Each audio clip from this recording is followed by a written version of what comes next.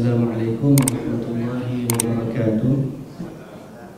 Bismillahirrahmanirrahim. Alhamdulillahi rabbil alamin.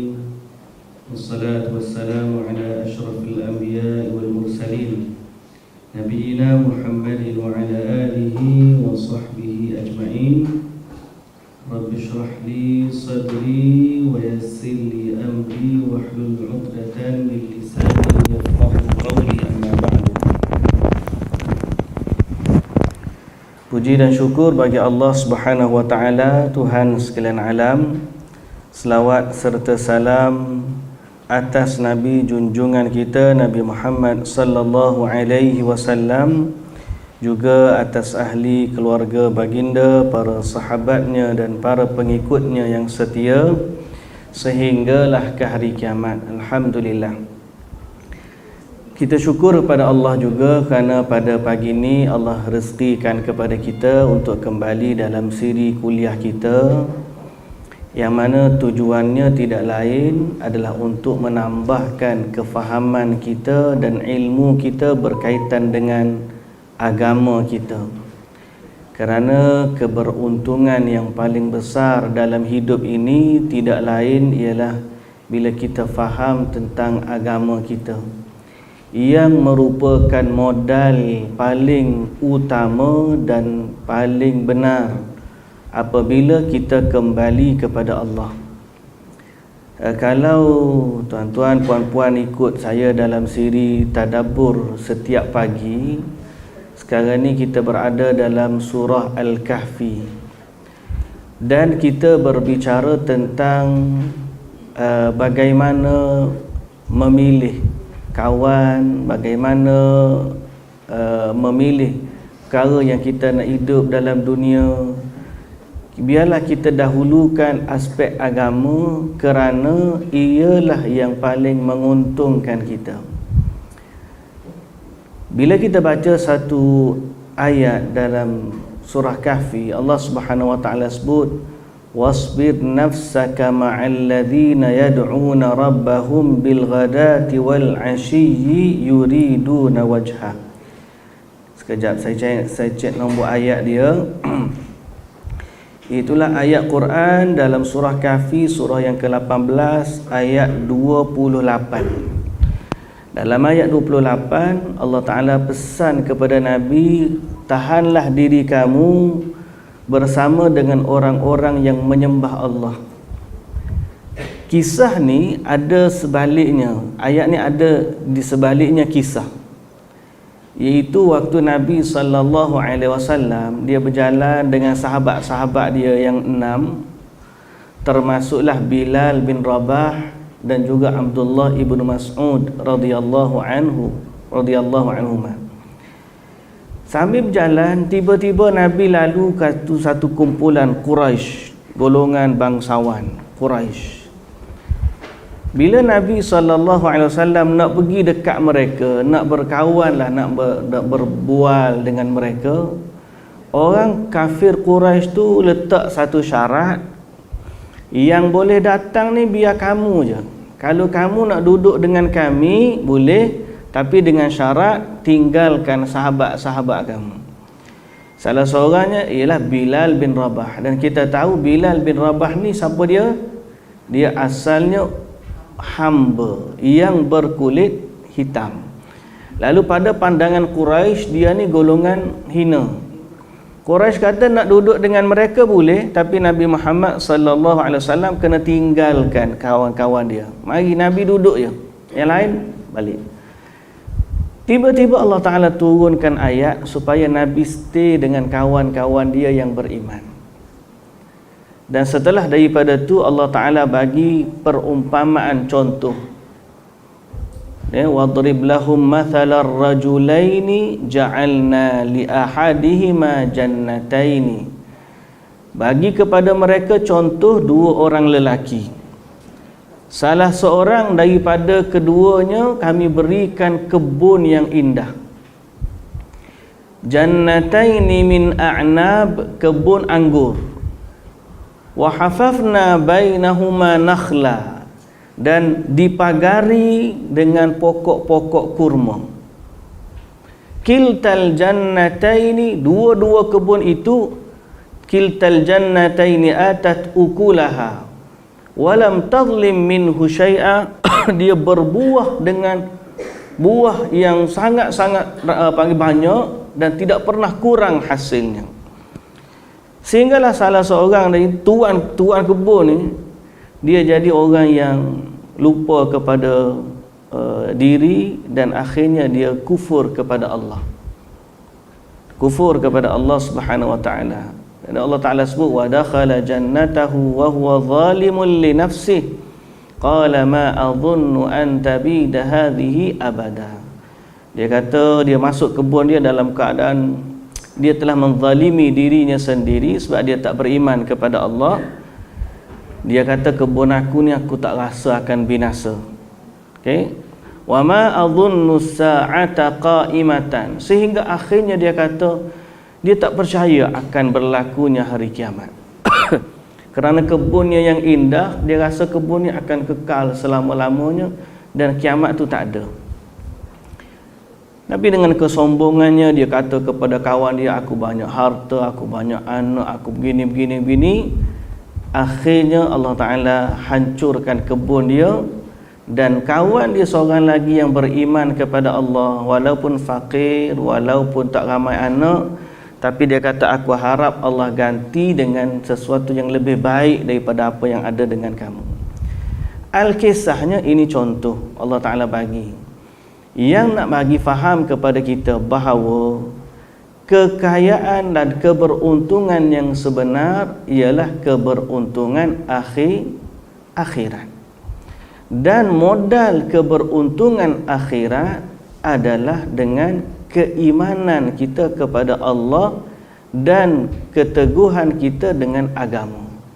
Sehingga Allah Subhanahu wa taala sebut pada ayat yang seterusnya, al-malu wal banun zinatul hayatid dunya wal baqiyatus salihatu khairun 'inda rabbika thawaban wa khairun 'uqba. Harta, anak pina ni adalah perhiasan dunia.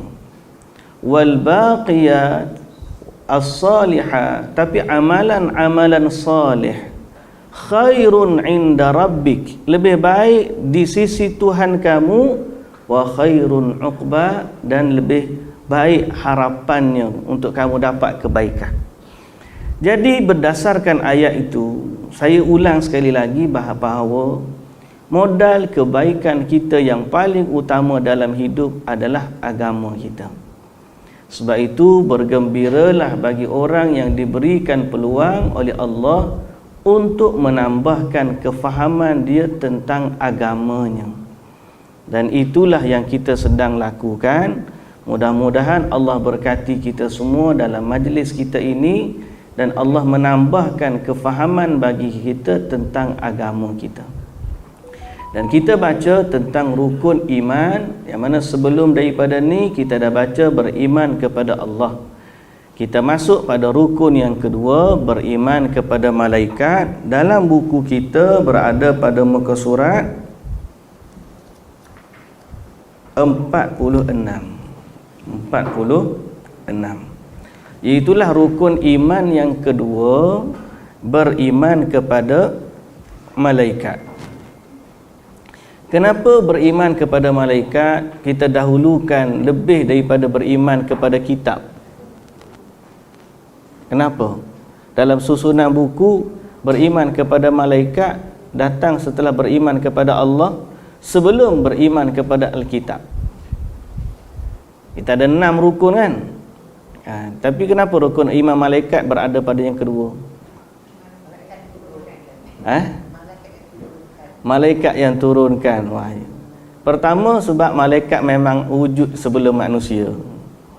Okey, yang kedua kerana Allah sendiri sebut dalam Quran malaikat dulu, kullun amana billahi wa malaikatihi wa kutubihi wa rusulihi wal yaumil akhir la nufarriqu baina ahadin min rusuli. Jadi Allah susun kullun amana billah wa malaikatihi wa kutubihi wa rusulih la nufarriqu baina ahadin min rusulih. Kemudian barulah dalam perkara lain beriman dengan hari akhirat dan beriman dengan qada dan qadar. Ada 6 semua kan.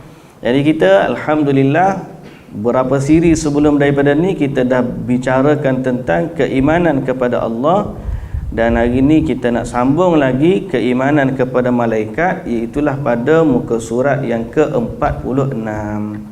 Hari ni kita nak baca beriman kepada malaikat secara terperinci. Okey, boleh? Okey, pertama, asal kejadian malaikat. Bahasa kita putih panggil apa? Angels. Nah, asal usul malaikat.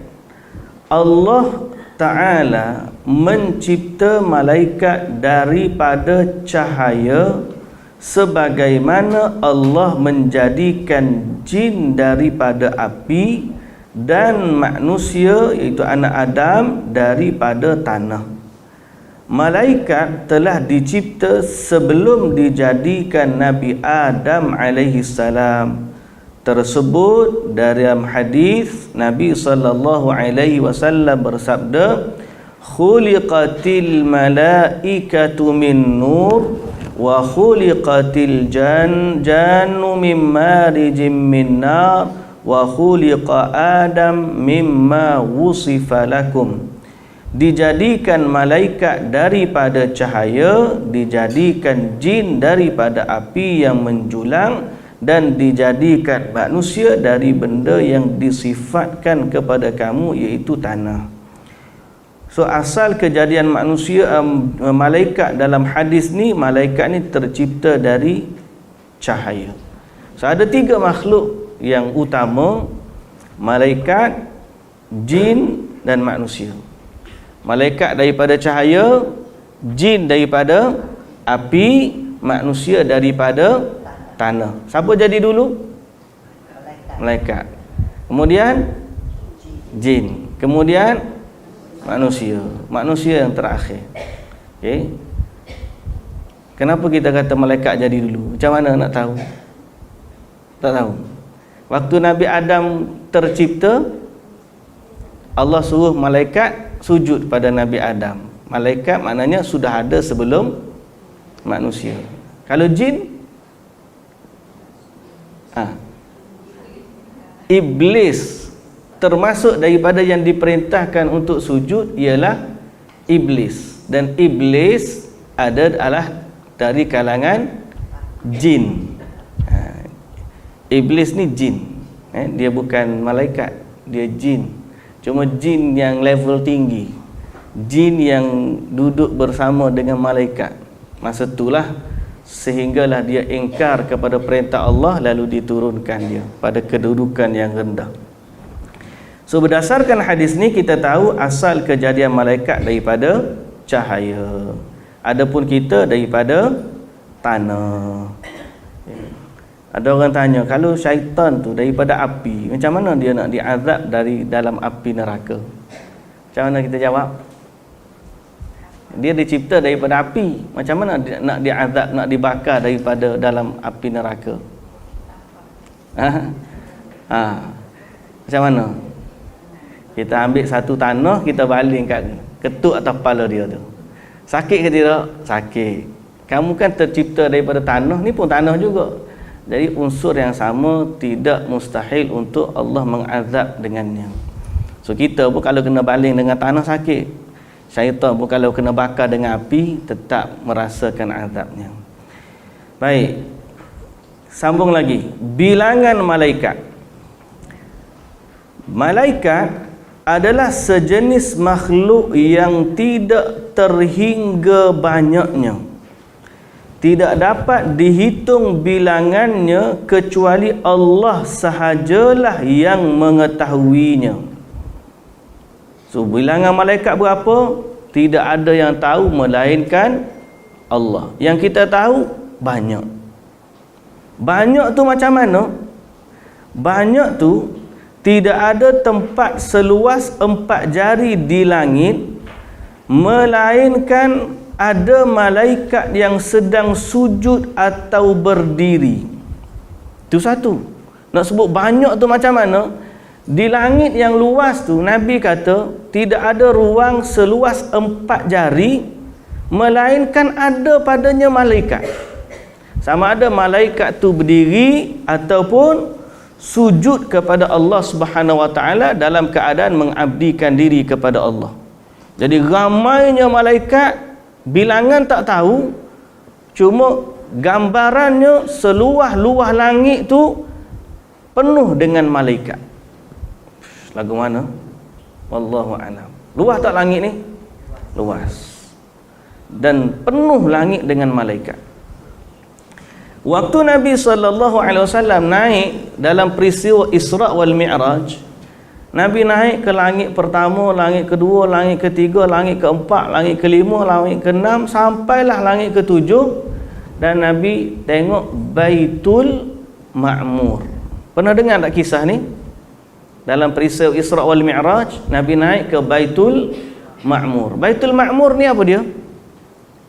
Tempat ibadatnya malaikat seperti Masjidil Haram atau Kaabah di tempat kita. Mana satu tempat ibadat yang menjadi tumpuannya malaikat. Kalau di bumi kita ada Kaabah yang menjadi tempat tumpuannya manusia. Semua orang beriman akan pergi ke Kaabah, walau satu kali seumur hidup dia. Tapi ada juga yang pergi banyak kali. Haji mungkin dia pergi 3-4 kali, umrah mungkin dia pergi setahun sekali. Pasal apa? Sebab kemampuan yang dia ada. Kemudian sekarang ni kota kita makin lama makin payah, sehingga akhirnya siapa yang pergi haji, dia kena tunggu 5 tahun atau 10 tahun pula untuk dia daftar haji kali kedua. Betul tak? Dan budak-budak lah ni kena tunggu, kalau daftar setakat ni lah saya ingat kena tunggu kalau ikut sistem 120 tahun. Kalau daftar haji. Daftar haji sekarang ni tu, bayi lahir orang dah start daftar. Anak-anak saya pun saya daftarkan semua. Bila kita tengok nak tunggu umur berapa tahun ni. Lahir je ada IC, ada IC, ada surat beranak, bawa pergi kat tabung haji, buka akaun, penuhkan 1,300, terus daftar haji. Keluar kena tunggu 120 tahun. Ramainya orang nak buat haji. Okey. Kalau malaikat, dia ada Baitul Ma'mur di langit yang ketujuh. Dengan jumlah malaikat yang begitu ramai, berapa kota, ada kota juga malaikat ni, berapa kota malaikat kena pergi ke Baitul Ma'mur? Ada hadis, nanti kita baca lagi pas ni, tapi Nabi SAW sebut Baitul Ma'mur ni setiap hari dimasuki oleh 70,000 malaikat setiap hari. Setiap hari ada malaikat masuk dalam Baitul Ma'mur sebanyak 70,000 malaikat. Cuma nak bagi tahu begitu banyaknya malaikat. Malaikat tu masuk sekali sahaja sepanjang hidup mereka. Setelah dia keluar, hari keesokannya 70,000 malaikat yang lain, bukan yang semalam. Lusa pula datang 70,000 lagi malaikat yang lain, bukan yang 2 hari lepas.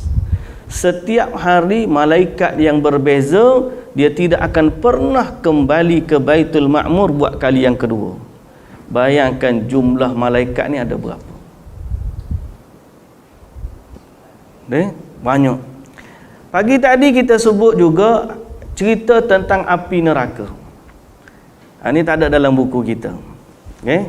Tapi ada 70,000 malaikat. Kita baca 70,000 malaikat masuk setiap hari.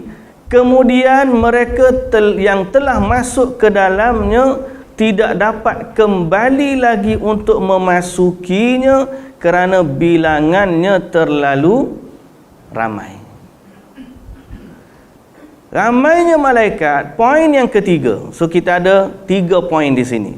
Pertama, langit tu penuh dengan malaikat. Tidak ada tempat seluas 4 jari kecuali ada padanya malaikat.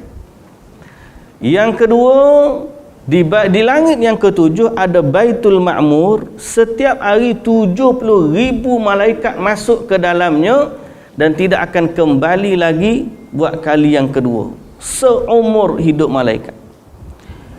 Hujah yang ketiga, bilangan malaikat. Bilangan malaikat pada hari kiamat akan dibawa neraka yang mempunyai 70,000 tali penarik. Tali penarik ni apa? Zimam dalam bahasa Arab. Zimam ni tali kekang. Biasanya tali kekang ni duduk di kuda. Kuda yang liar, kita ikat mulut dia untuk kita jinakkan dia. Dalam bahasa Arab, tali itu dipanggil zimam. Neraka ada tali juga yang ikat dia, tali ataupun rantai, yang mana jumlah rantai yang ikat neraka ni bilangan dia juga 70,000. Bilangan rantai yang ikat neraka. Setiap rantai itu pula dipegang oleh 70,000 malaikat. Jadi kalau kita kali 70,000 rantai kali 70,000 malaikat, kita dapat bilangan berapa? 4.9 bilion. Tu baru malaikat yang pegang neraka. Bayangkan berapa banyak bilangan malaikat, Allah sahaja yang tahu. 3 perkara tu bukan kita cerita saja-saja. Depan kita ni ada dalil-dalil dari Quran dan hadis. Kita baca. Firman Allah Ta'ala dalam surah Al-Muddathir, surah yang ke-74 ayat 31. Allah berfirman, "Wa ma ya'lamu junuda rabbika illahu." Tidak ada yang mengetahui tentang malaikat Tuhanmu, tentera Tuhanmu iaitu malaikat, melainkan dialah sahaja. Hanya Allah Ta'ala tahu exactly berapa jumlahnya malaikat. Kalau kita kata sebanyak bintang di langit, jawapannya malaikat lagi banyak daripada bintang. Sebab bintang tu tidaklah jarak dia 4 jari. Betul tak? Antara bintang dengan bintang jarak dia beratus kilometer. Ada yang sampai beribu kilometer, ada yang sampai berjuta kilometer. Tapi Nabi SAW sebut sejarak 4 jari tak ada malaikat. Mesti ada malaikat. Hadisnya berbunyi macam ni. Nabi SAW bersabda, "Attatis sama'u wa haqqa laha an ta'itta ma fiha mawdi'u qadamin illa 'alaihi malakun sajidun wa raki'un." Maksudnya langit itu berbunyi. At-tatis sama' ni bunyi yang kalau kita kata unta, kalau kita letak barang-barang banyak atas unta ni, dia akan keluar bunyi unta yang bukan marah, dia bunyi berat. Bunyi apa? Bunyi mengah lah dia tu lah. Mengah, ataupun kalau kita lantai kita ni berat, dia akan mengeluarkan bunyi. Okey, bunyi berkeriut ke bunyi apalah. At-tatis sama' ni, langit ni dia berkeriut lah bahasa kita mungkin. Berbunyi. Langit ni bunyi kerana berat. Kerana beratnya beban yang dipikul oleh langit, langit ni berbunyi. Lalu kata Nabi SAW, dan memang patut pun ia berbunyi. Kerana tidak ada tempat sebesar tapak kaki, dia kata. Mawdi'u qadamin, dalam hadis ni disebut mawdi'u qadamin, sebesar tapak kaki. Dalam riwayat yang lain, seluas 4 jari. Kecuali ada di situ malaikat yang sedang sujud atau rukuk. Amanya malaikat ni. Jadi kalau kita tengok langit tu, kita yang tak nampak, padahal dia penuh dengan malaikat. Sebab tu malam Lailatul Qadar, bumi ni malaikat-malaikat pakak turun sehingga penuh bumi dengan rahmat Allah. Tanazzalul malaika tuwarruh, malaikat dan ruh itulah Jibril. Bukan ruh orang mati ya. Turun malam Lailatul Qadar. Ada orang kata ruh orang mati. Jawapan dia bukan. Ruh dalam ayat tu ialah Jibril. Ni dak malam 7 likur dia pasang pelita daripada jalan depan sampai ke rumah. Kenapa dia kata? Sebab nanti ruh orang mati nak balik tak jumpa rumah kalau gelap, dia kata. Pernah dengar tak orang cakap macam tu? Anda kan? Dulu-dulu. Tapi sebenarnya itu adalah kefahaman yang salah. Kerana roh orang mati tak balik ke rumah dia. Roh orang mati duduk di dalam kubur bersama, sama ada dalam nikmat kubur bagi orang beriman ataupun dalam azab kubur bagi orang yang kufur. Roh para syuhada, orang syahid, roh dia tidak duduk di kubur. Roh mereka duduk di dalam syurga. Itu kelebihan orang mati syahid. Sebab tu sekarang ni bila kita tengok cerita-cerita Gaza kan, alhamdulillah sangat-sangat kita kata memberi kesan kepada jiwa.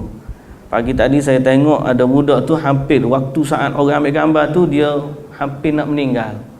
Tengah-tengah cakap dengan ayah dia, dia kata, "Ayah, aku dah tak nampak kamu. Aku dah tak nampak kamu. Sebab sekarang ni depan mata aku nampak taman yang indah dan ada 2 sungai yang mengalir." Dia kata, tengah-tengah cakap dengan ayah dia, tiba-tiba dia meninggal. Jadi ini menunjukkan kelebihan dan kemuliaan mereka. Betul dalam hadis, roh orang mati syahid ni duduk dalam syurga walaupun jasad dia tak ada, tapi Allah letak dalam burung yang berwarna hijau berterbangan bebas dalam syurga. Itu para syuhada lah, orang roh mati. Adapun roh dalam surah Al-Qadar tu adalah Jibril alaihi salam. So jumlah malaikat ni banyak, bila dia turun memang penuh bumi ni. Sabda Nabi SAW tentang Baitul Ma'mur, yadkhuluhu kulla yawmin 70,000 malakin la ya'uduna ilaihi. Maksudnya 70,000 malaikat masuk setiap hari ke dalam Baitul Ma'mur, kemudian mereka yang telah masuk tidak akan kembali lagi ke tempat itu, sebagaimana hadis riwayat Bukhari dan Muslim. Dan hadis yang ketiga berkaitan dengan tali kekang neraka. Kata Nabi SAW, yu'ta bi jahannama yawma idzin laha 70,000 zimamin ma'a kulli zimamin 70,000 malakin yajurrunaha. Pada hari kiamat nanti akan dibawa neraka Jahannam yang mempunyai 70,000 penarik, dan setiap tali itu ditarik oleh 70,000 malaikat. Dengan ini jelaslah kepada kita bahawa banyaknya bilangan malaikat, bilangan mereka yang menarik neraka sahaja 4,900 juta malaikat. Bagaimana dengan malaikat yang lain? Maha suci Allah yang telah mencipta malaikat dan mengetahui bilangannya. Jadi kalau Allah nak hantar beberapa malaikat untuk bantu manusia, itu simple. Itu simple. Sekarang ni kita masuk kepada yang seterusnya, nama-nama malaikat. Nama-nama malaikat. Kita wajib beriman dengan malaikat yang telah disebut nama mereka oleh Allah dalam Al-Quran dan disebut oleh Rasulullah sallallahu alaihi wasallam dalam As-Sunnah. Yang teragungnya 3, tapi banyak lagi. Selain daripada yang 3 ni ada ramai lagi. Kita sebut 3 dulu, kemudian nanti lepas yang 3 kita cuba tengok ingat lagi ke nama-nama lain daripada 3 ni. Yang paling masyhur adalah Jibril. Jibril dinamakan juga dengan Jibrail. Dia juga adalah Ruh Al-Qudus yang menurunkan wahyu. Dan dengan wahyu yang diturunkan ke atas Rasul-Rasul alaihi salam ini telah dapat menghidupkan hati-hati manusia. Dan kita semua tahu Jibril adalah ketuanya para malaikat. Dialah ketua malaikat, Jibril ni. Yang paling agung di kalangan malaikat adalah Jibril alaihi salam. Muta'in thamma amin. Allah Ta'ala sebut dalam Quran, muta'in thamma amin. Jibril ni malaikat yang ditaati. Maknanya malaikat-malaikat bawah dia ni taat kepada Jibril. Thamma amin, kemudian dia juga muta'in thamma, di langit itu dia ditaati, dia juga adalah amin, seorang yang sangat jujur. Sebab tu Jibril ni sangat jujur, amanah dia. Apa saja wahyu yang turun, dia bawa seperti mana dia terima daripada Allah Subhanahu wa ta'ala. Itu Jibril alaihissalam. Nanti kalau ada masa kita cerita khusus bab Jibril saja untuk kita tahu. Yang kedua yang paling famous, Mikail, dinamakan juga dengan Mikal. Dia telah ditugaskan menurunkan hujan untuk menghidupkan bumi dan membawanya ke tempat yang telah diarahkan oleh Allah Ta'ala. Nama malaikat ni apa? Mikail.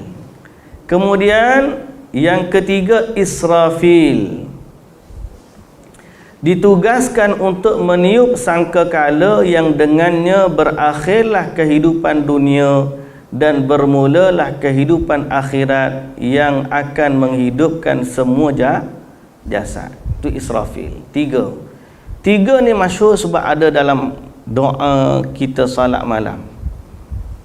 Okay. Allahumma rabba Jibrail wa Mikail wa Israfil fatiras samawati wal ard alimal ghaibi wasyahadah anta tahkumu baina ibadika fima kanu fihi yakhtalifun ihdini lima ikhtulifa fihi minal haqqi biidnik fa innaka tahdi man tasha'u ila siratim mustaqim.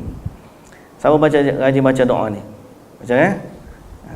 Ini doa yang Nabi senantiasa baca dalam solat malam. Waktu Nabi baca doa iftitah, Allah mula-mula dia Allahumma rabba Jibrail wa Mikail wa Israfil. Ya Allah, Tuhannya Jibril, Tuhannya Mikail, Tuhannya Israfil. Kenapa sebut tiga ni? Sebab inilah malaikat yang paling agung, tiga. Malaikat lain ada ramai lagi malaikat. Cuba kita tahu, ada tak? Cuba kita sebut. Apa nama malaikat yang kita tahu lain daripada tiga? Israel. Siapa dia Israel? Pencabut nyawa. Okey. Tapi Israel, untuk makluman, dia bukan datang dalam teks Quran dan hadis. Dia daripada Israiliyat dia panggil. Kerana dalam Quran Allah Ta'ala guna nama dia Qul yatawaffakum malakul maut. Allah Ta'ala guna sebagai malaikat maut. Cuma mungkin dalam teks yang sebelum ni, orang Kristian atau Yahudi dia sebut nama Israel sebagai pencabut nyawa. Okey, lagi Munkar Nakir. Siapa dia Munkar Nakir? Munkar Nakir. Siapa dia? Yang bertanya dalam kubur. Munkar Nakir. Munkar ni yang tanya, kemudian yang akan memukul manusia kalaulah tak dapat jawab. Munkar dan juga Nakir. Lagi Raqib dan Atid. Yang ni famous sebagai orang panggil nama, tapi sebenarnya dia bukan nama. Dia adalah sifat atau tugas. Raqib ni makna yang mengawasi. Atid ni yang melaporkan. Jadi bukanlah belah kanan tu nama dia Raqib, belah kiri nama dia Atid. Bukan. Dia kanan dan kiri adalah Raqibun Atid. Dua-dua tu adalah Raqibun Atid. Sifat dia. Okey. Sebab dalam Quran Allah Ta'ala sebut macam ni, ma yalfidhu min qawlin illa ladaihi raqibun atid. Tidaklah dia seorang itu mengucapkan satu lafaz melainkan di sisinya ada raqib atid. Allah Ta'ala tak sebut raqibun wa atid. Allah Ta'ala tak sebut raqib dan atid. Allah sebut raqib atid. Bila ulama bahaskan, tengok pada tafsir, raqib maknanya yang mengawasi, atid maksudnya yang melaporkan. Jadi belah kanan mengawasi dan melaporkan kebaikan, belah kiri mengawasi dan melaporkan keburukan. Disebut dalam bahasa dalam ayat yang lain, wa inna alaikum lahafizin kiraman katibin. Malaikat penjaga pun disebut, malaikat pencatat pun disebut, malaikat yang mengawasi pun disebut, yang melaporkan juga disebut. Ini semua sifat-sifat dia. Jadi Raqibun Atid bukan nama malaikat Raqib Atid, dia sifat malaikat yang mengawasi dan melaporkan. Okey, ada lagi yang kita tahu? Malik, Ridwan dan Zabaniyah. Malaikat Malik. Malik ni penjaga. Ya Malikul yaqdi alaina rabbuk. Wahai Malik, doalah kepada Tuhan supaya Tuhan matikan kami. Tu ayat penghuni neraka bercakap dengan malaikat penjaga neraka. Jadi dia panggil wahai Malik. Kita tahu malaikat penjaga neraka nama dia Malik. Ada yang kata Malik Zabaniyah. Az-Zabaniyah juga nama pada malaikat penjaga neraka. Penjaga syurga disebut sebagai Ridwan, kan? Itu beberapa nama lah. Ada lagi sifat-sifat malaikat ataupun nama-nama yang secara umum kita sebut jenis. Jenis malaikat secara umum iaitulah malaikat as-sayyahun, malaikat peronda. Ada malaikat peronda, dia pusing je, seluruh dunia dia pusing. Dia cari apa? Dia cari majlis ilmu. Macam kita ni, ada ni malaikat ronda ni, cuma kita je tak nampak. Malaikat peronda, dia sampai je majlis ilmu, dia akan panggil kawan-kawan dia. Itu antara sifat atau tugas malaikat yang Allah Ta'ala atau Nabi SAW sebut dalam hadis. Selain daripada tu ialah malaikat yang bertugas ulang alik, iaitu malaikat siang dan malam. Ada malaikat yang turun naik daripada atas bawa turun. Yata'aqabuna fikum malaikatul laili wa malaikatun nahar. Nabi kata malaikat ni ada yang silih berganti siang dan malam. Pada malam malaikat siang dia bertugas, habis je siang dia naik, turun pula malaikat malam. Kemudian malaikat malam datang siang, naik pula. Setiap waktu dia melaporkan kepada Allah Subhanahu Wa Taala apa yang sedang manusia ni buat. Kita ni bila kita beriman dengan malaikat, jadi banyaklah benda kita kena fikir. Kalaulah kita tak beriman, kita nasihat kita buat apa yang kita mahu. Tapi bila kita beriman dengan malaikat, kita pun tahu semua benda yang kita buat ni ada yang mengawasi. Itu antara kelebihan kita beriman dengan malaikat. Itu nama Jibril, Mikail, Israfil. Okey. Paling masyhur. Israfil ni peniup sangkakala. Disebut dalam hadis, sejak Allah ciptakan dia, dia tak pernah senyum. Dan senantiasa dia melihat kepada arash dalam keadaan mulut dia bersedia di sangkakala dia. Sangkakala ni apa? Macam trumpet lah. Macam dia bentuk seperti tanduk. Kalau dulu kalau orang perang, saya pernah sebut kan, masa dalam perang dia ada macam tanduk semboyan kita panggil. kita tiup bunyi dia. Kalau macam Viking pernah kita tengok cerita Viking waktu dia nak perang dia akan tiup dia bunyi macam tu. Kalau hak komen ni hak dia cerita Saja Hasan tu pep bunyi gitu kan. Dia ni kalau ni tanduk ni dia bunyi macam itulah, dia bunyi gemar gitu. Itu tanduk kita. Yang bunyi pun macam tanduk kita. Bunyi sangkakala wallahu taala alam macam mana. Cumanya disebut dalam perbahasan akidah dia adalah makhluk seperti tanduk yang dibuat dari cahaya yang Allah cipta untuk malaikat Israfil. Sejak daripada awal dia dicipta, mulut dia tu dialah tunggu masa je nak tiup. Sebab dia sendiri pun tak tahu bilakah waktunya Allah Ta'ala akan perintahkan dia untuk tiup. So bila dia tiup saja sangkakala, maka akan berlaku panggil kiamat. Ada 3 atau 2 kali tiupan sangkakala. Tiupan yang pertama adalah tiupan yang mematikan. Bila dia tiup ni, akan mati seluruh makhluk. Manusianya, jinnya, binatangnya, termasuklah malaikat. Dan berakhir dengan semua malaikat mati, termasuklah ketua malaikat Jibril alaihissalam, termasuklah malaikat maut sendiri yang mencabut nyawa, mati. Yang tinggal hanyalah Allah. Kemudian Allah ciptakan balik, Allah hidupkan balik Israfil ni untuk tiup sangkakala buat kali yang kedua. Lepas dia tiup balik kali kedua, maka roh-roh ni akan kembali semula ke jasad-jasad yang ada. Maka di saat itu hiduplah makhluk-makhluk yang sebelum ni Allah ciptakan, hidup secara serentak semua sekali.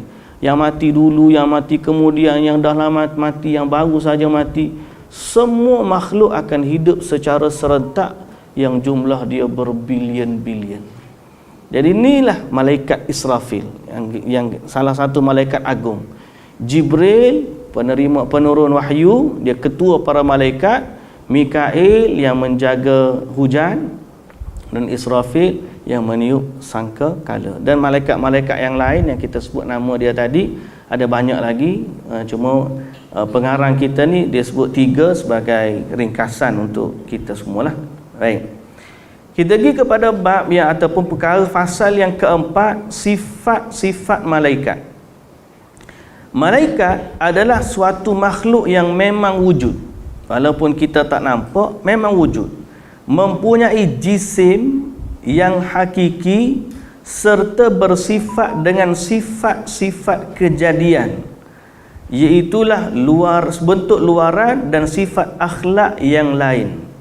Sebab apa? Sebab ada orang mengingkari wujud malaikat dalam bentuk jisim.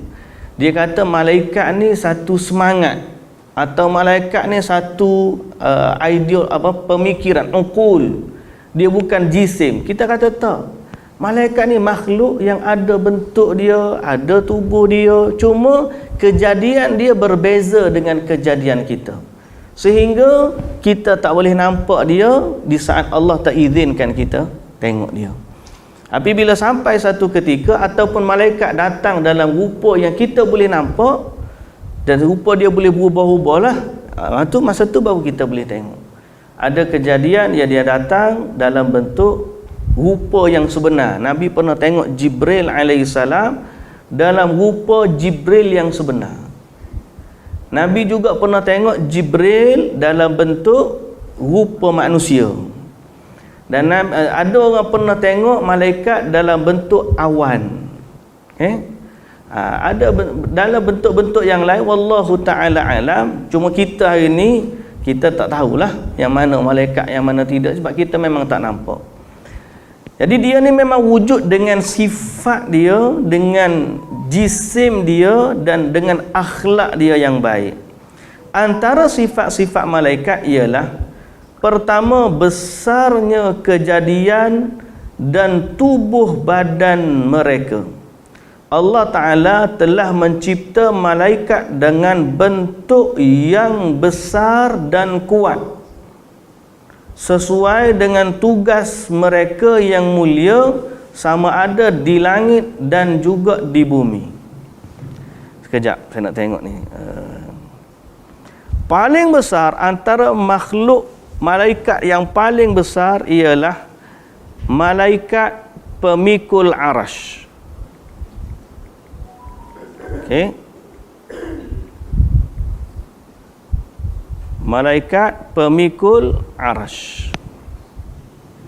Okey. Siapa pernah dengar cerita tentang malaikat pemikul arash? Arash Allah ni besar ke kecil? Okey, besar arash ni besar mana? Tak tahu kan? Tak tahulah, tak boleh nak ukur. Cuma boleh dibandingkan. Dalam hadis Nabi bandingkan arash dengan langit dan bumi. Okey. Arash ni singgahsana. Arash ni singgahsana. Di singgahsana ni ada tempat letak kaki. Siapa pernah masuk istana? Tengok kan? Mesti ramai yang pernah masuk ni. Dekat singgahsana ada tempat letak kaki. Okey. Singgahsana tu dalam bahasa Arab kita panggil arash. Tempat letak kaki tu dipanggil dalam bahasa Arab kursi. Bukan kerusi ni, kursi. Singgahsana tu arash, tempat letak kaki tu kursi.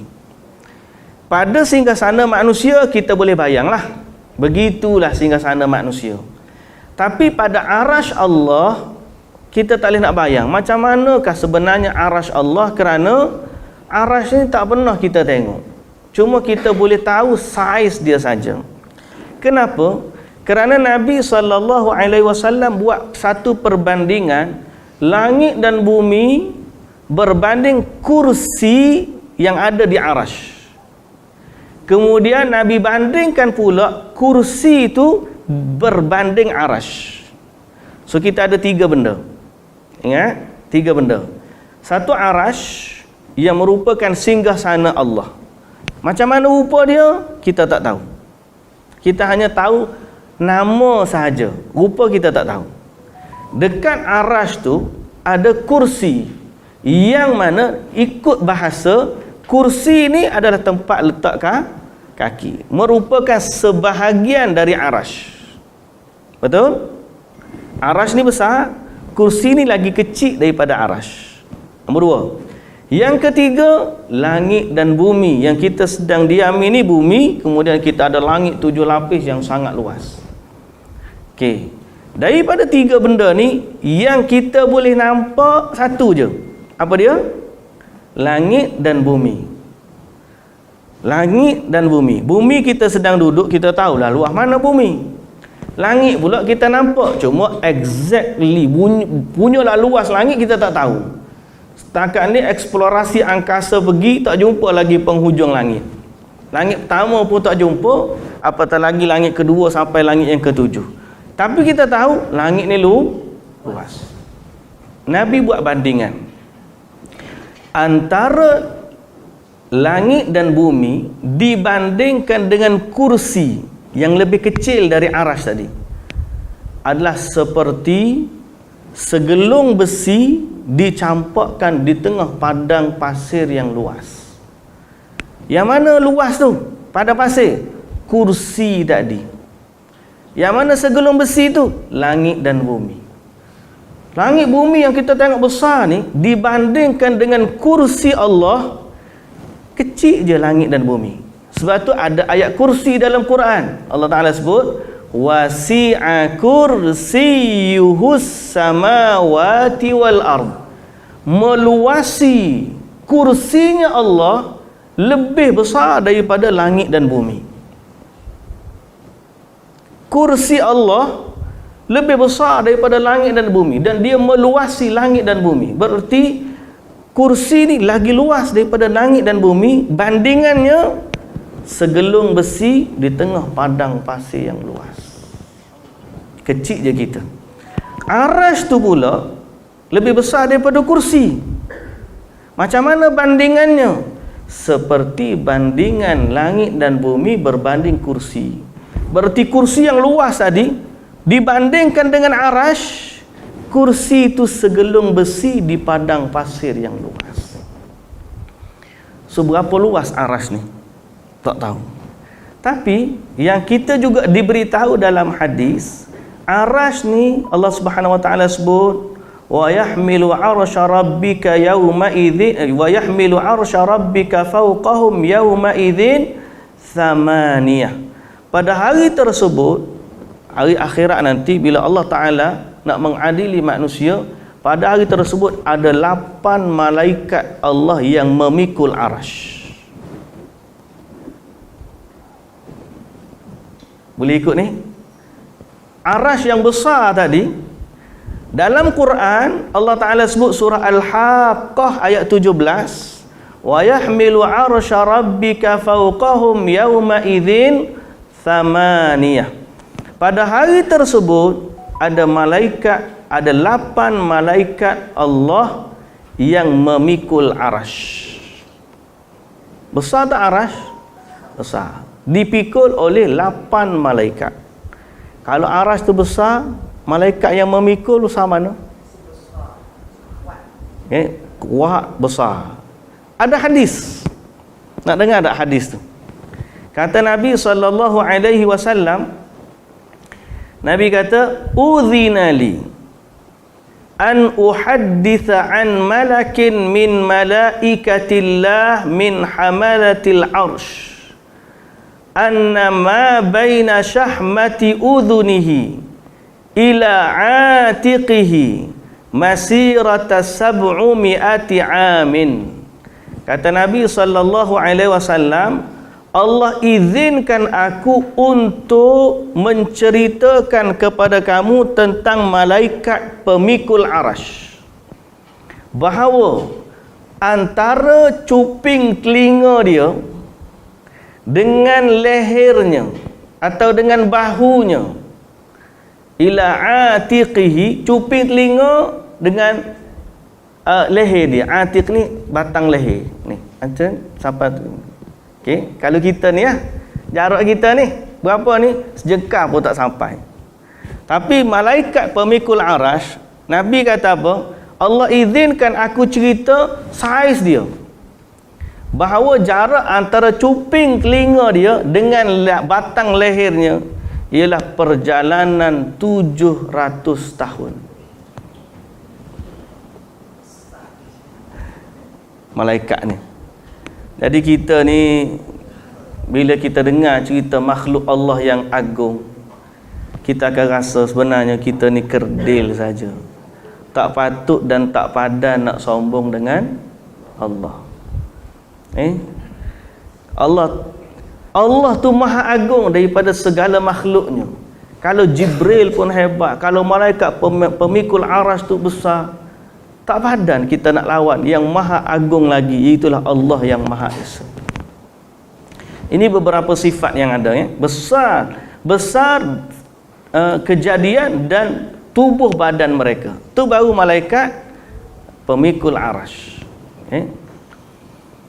Allah telah mencipta malaikat dengan bentuk yang besar dan kuat, sesuai dengan tugas mereka yang mulia, sama ada di langit dan di bumi.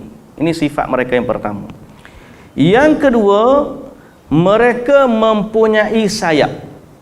Malaikat ni ada sayap. Allah yang kata dia ada sayap, kita tak kata. Melainkan kita baca Quran, Allah kata macam tu lah. Allah menciptakan bagi mereka sayap. Ada yang ada 2, yakni sepasang, dua belah kanan, 2 belah kiri. Dia panggil masna, 2. Ada yang 3, ada yang 4, dan ada yang lebih. Sebagaimana Nabi SAW telah melihat rupa Jibril yang sebenar mempunyai 600 sayap yang memenuhi ufuk. 600 sayap memenuhi ufuk.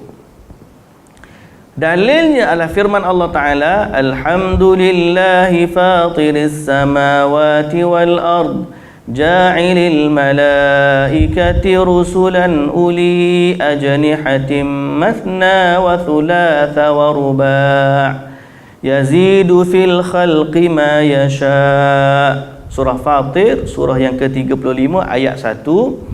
Maksudnya segala puji tertentu bagi Allah yang menciptakan langit dan bumi, yang menjadikan malaikat-malaikat utusan yang bersayap 2, 3 dan 4.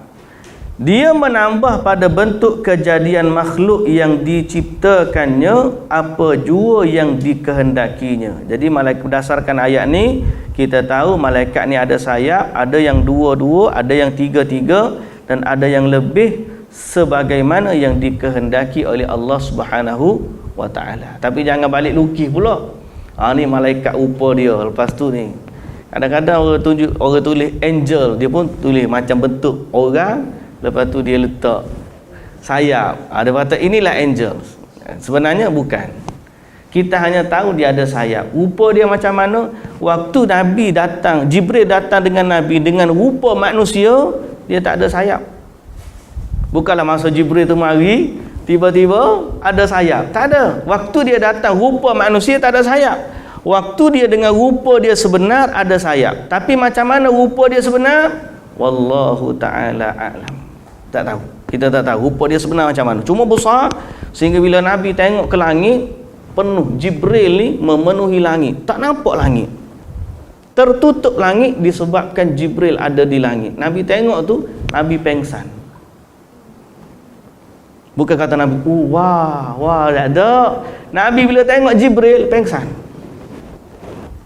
Dahsyat tak dahsyat? Tu baru tengok Jibril. Padahal Jibril tidak menakutkan. Cuma gerunnya Nabi dengan besarnya kejadian, pengsan. Macam mana kalau orang tengok malaikat penjaga neraka? Tak boleh nak bayang. Dahsyat. Baik.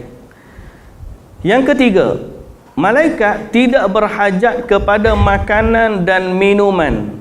Allah Ta'ala telah menciptakan malaikat tidak berhajat kepada makan dan minum, juga tidak berkahwin dan tidak mempunyai keturunan. Jadi malaikat ni dia tidak berkahwin. Bukan kata ni anak pada malaikat A pun dia cucu pada malaikat B. Tak ada. Malaikat diciptakan oleh Allah, dia. Dia. Berapa umur dia tak serupa kita, tak. Dia tidak ada. Allah Ta'ala menciptakan dia untuk tugas dia khusus, dan dia adalah dia. Tidak makan, tidak minum dan tidak berkahwin. Sebab tu dalam peristiwa Nabi Ibrahim alaihi salam kan, waktu malaikat datang nak bagi tahu dia ni nak dapat zuriat. Nabi Ibrahim ni dia kahwin lama tak ada zuriat. Dia minta dengan Allah dapat zuriat. Akhir sekali dapatlah zuriat.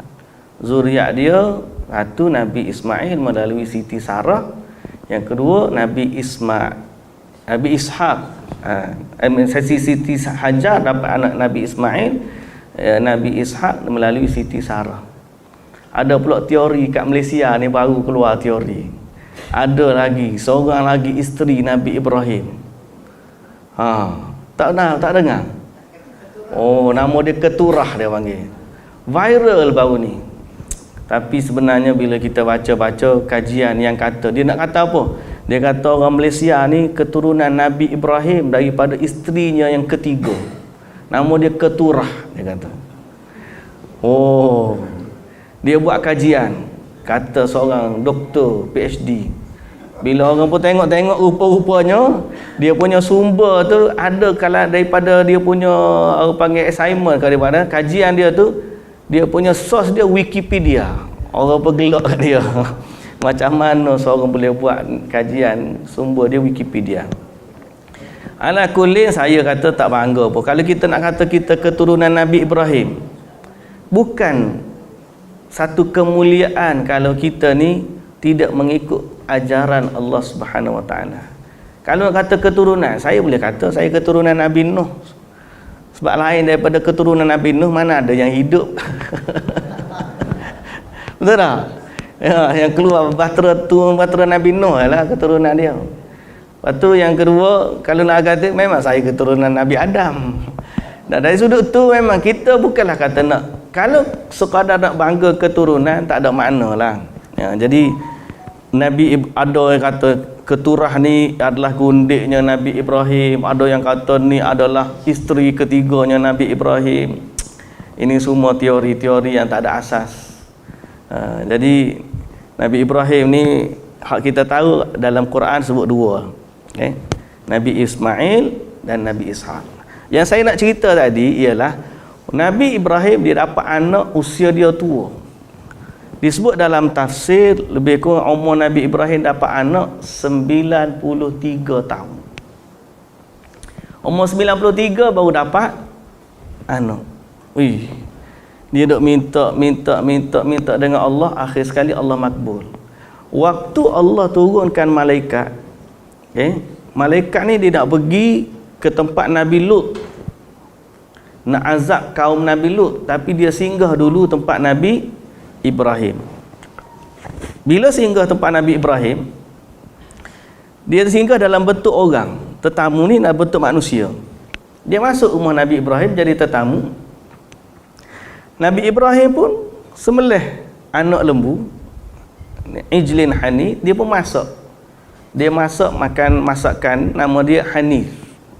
Dia masak anak lembu, dia hidang. Bila dia hidang, malaikat tu tak jamah makanan tersebut. Dia pun mula bimbang, di mana dia ni tak makan ni? Sebab kadang-kadang kalau dulu budaya dia, kalau orang tu nak masuk buat naya kepada tuan rumah, dia tak akan jamah makanan dalam rumah tersebut. Dia tengok tak makan, lalu timbullah ketakutan dalam diri dia, sehingga akhirnya malaikat kata, kami ni sebenarnya utusan Allah. Memang tak makan ni bukan sebab nak wajah, sebab kami malaikat tak makan. Jadi malaikat tak makan. Lepas tu dia bagi tahu kepada Nabi Ibrahim AS, aku nak bagi tahu kamu akan dapat anak. Nabi Ibrahim sampai hairan, macam mana aku nak dapat anak? Lepas tu Siti Sarah pula dengar, qala a'alidu wa ana ajuzun wa hadha ba'li syaikha. Disebut dalam Quran. Dia gelak, dia ketawa. Aku nak boleh anak, aku ni tua dah, kata Hajar. Suami aku pun tua dah, macam mana dah boleh anak? Tiba-tiba Allah Ta'ala rezekikan dia dapat anak di usia tua. Hajar tak tahu berapa umur masa tu, tapi Nabi Ibrahim Hajar dulu dapat, masa tu Sarah. Sarah masa tu Sarah. Sarah dapat anak dalam keadaan dia dah tua juga. Qalat ya wailata a'alidu wa ana ajuzun wa hadha ba'li syaikha. Jadi cerita kita nak sebut sebenarnya apa dia? Malaikat ni dia tak makan dan tak minum. Itu malaikat. Dia tidak berhajat kepada makan dan minum. Kerana apa? Kerana Allah ciptakan dia daripada cahaya dan sifat dia memang macam tu. Yang keempat, malaikat satu makhluk yang cerdik serta mempunyai pemikiran yang pintar. Mereka berbicara dengan Allah dan Allah juga berkata-kata dengan mereka. Mereka juga bercakap dengan Nabi Adam AS dan lain-lain. Ini malaikat. Dia berbicara dengan Allah. Bahkan dia dah tanya Allah sejak sebelum daripada Allah cipta Nabi Adam. Malaikat tanya, ya ke Tuhan, kamu nak cipta satu makhluk yang melakukan kerosakan di muka bumi dan menumpahkan darah, kan? Yang kelima, boleh bertukar rupa daripada kejadian mereka yang asal. Allah telah mengurniakan kepada mereka kebolehan untuk bertukar rupa menjadi rupa lelaki dari kalangan manusia. Ini sekaligus menolak dakwaan penyembah berhala yang menyangka bahawa malaikat adalah anak perempuan Allah. Kita tidak dapat mengetahui bagaimana cara mereka bertukar rupa, tetapi memang mereka berupaya untuk berupa menjadi manusia sehingga tidak dapat dibezakan dengan manusia sebenar. Malaikat memang boleh bertukar rupa menjadi manusia seperti kejadian yang berlaku. Jibril AS datang, orang tengok memang manusia. rambutnya hitam, bajunya putih, tidak dikenali oleh seseorang pun, tapi dia rupa manusia. Yang keenam, kematian malaikat. Malaikat semua akan mati pada hari kiamat, termasuk malakul maut, yakni malaikat pencabut nyawa, yang kemudian mereka akan dibangkitkan semula untuk melaksanakan tugas yang telah diberikan oleh Allah kepada mereka. Jadi bila Allah Ta'ala kata kullu nafsin dha'iqatul maut, setiap yang bernyawa pasti akan mati, termasuklah malaikat. Malaikat pun akan mati. Cuma malaikat ni dia mati waktu Allah matikan mereka di hari kiamat. Lepas tu dia hidup balik. Yang ketujuh, ibadat malaikat. Mereka melakukan ibadat kepada Allah dengan berbagai-bagai jenis ibadat, antaranya salat, doa, tasbih, rukuk, sujud, takut, khasyah, mahabbah, cinta dan lain-lainnya. Okey. Jadi malaikat ni kerja dia memang buat ibadat. Apa buat ibadat dia? Solat, rukuk, sujud, ada yang tasbih, ada yang istighfar. Saya pernah sebutkan dia istighfar untuk manusia. Sebut dah lagi. Antara tugas ataupun antara ibadat malaikat adalah istighfar, minta ampun. Tapi dia bukan minta ampun untuk dosa dia, sebab malaikat tak ada dosa. Dia minta ampun untuk manusia yang beriman. Bukan untuk semua manusia, untuk manusia yang beriman. Jadi siapa yang beriman, berbahagialah dia, kerana selain daripada kita beristighfar, malaikat juga beristighfar untuk orang-orang yang beriman. Okey. Jadi bahagia orang beriman ni. Betul saya kata tadi di awal kuliah kita, modal kita paling utama adalah agama. Kalau kita tak ada modal ni, semua kebaikan akhirat tak ada bahagian. Semua. Malaikat pun tak akan pandang, malaikat tak akan bagi salam, malaikat tak akan cakap. Apatah lagi Allah Ta'ala. Jadi kalau sampai akhirat nanti sebagai orang beriman, malaikat sambut, malaikat bagi salam, malaikat hidup di dunia ni pun, malaikat pun doakan kita, malaikat hadir dalam majlis ilmu kita, malaikat duduk dalam malaikat mendoakan kita, malaikat qadar, malaikat turun bawa rahmat untuk kita. Malaikat ni, kalau kita jangan pernah rasa bersendirian. Saya kalau cerita tentang akidah tauhid, ada orang kata orang Islam ni minoriti, dan orang-orang yang berpegang kepada akidah yang sebenar lagi sikit daripada orang yang sesat. Tapi sebenarnya bila kita baca dalam hadis, bila kita baca dalam Quran, kita akan dapati orang Islam bukan minoriti. Dia minoriti mengikut zamannya, tapi dia sebenarnya majoriti mengikut keseluruhan manusia, bahkan keseluruhan makhluk. Tuhan yang kita sembah Allah adalah Tuhan yang pokok, batu, gunung, ganang, langit, bumi, malaikat, yang mana semua ni bertasbih memuji Allah. Adapun orang kafir, sembahan-sembahan dia tu hanya dia yang sembah. Malaikat tak sembah Tuhan dia. Pokok tak sembah sembahan dia. Gunung tak sembah, dia je sembah. Dia sebenarnya sikit je. Di akhirat nanti dia kerdil di hadapan Allah Subhanahu Wa Taala. Sebaliknya orang beriman, mereka akan dimuliakan oleh malaikat. Apatah lagi Allah yang mencintai mereka. Dalam hadis, bila seorang hamba dicintai oleh Allah, Allah akan panggil Jibril alaihissalam. Wahai Jibril, aku mencintai fulan, hamba aku ni, maka kamu cintailah dia. Jibril pun mencintai orang yang Allah cinta. Lepas tu Jibril pergi pula kepada seluruh malaikat di langit.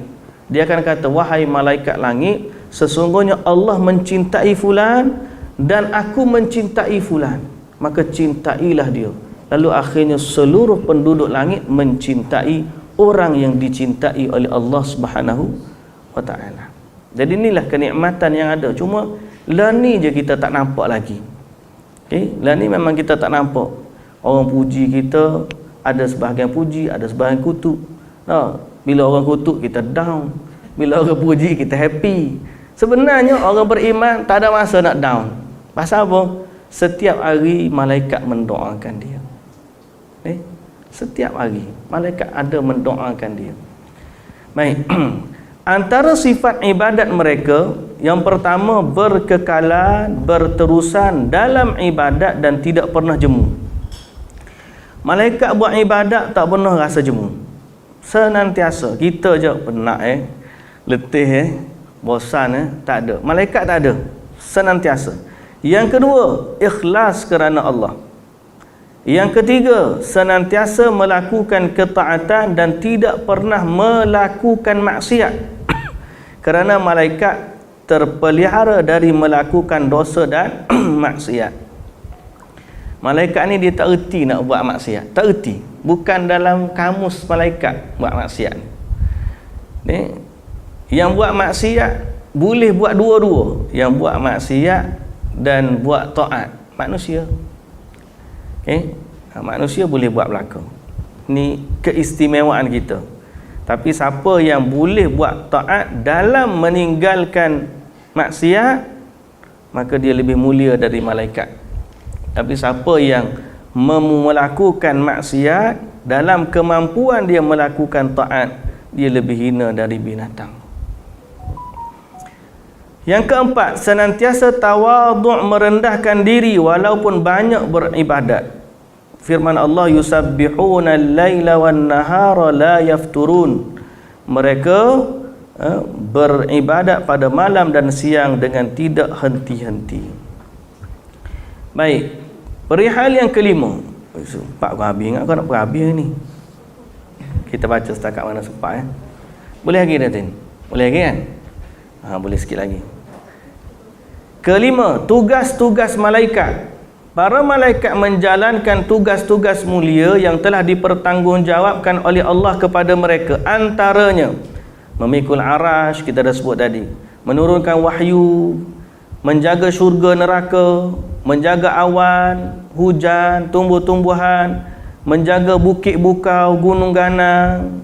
Menjaga bukit bukau ni, ingat tak cerita Nabi pergi ke Taif kan? Lepas dibaling batu dekat Taif, Nabi balik, datang malaikat penjaga bukit gunung.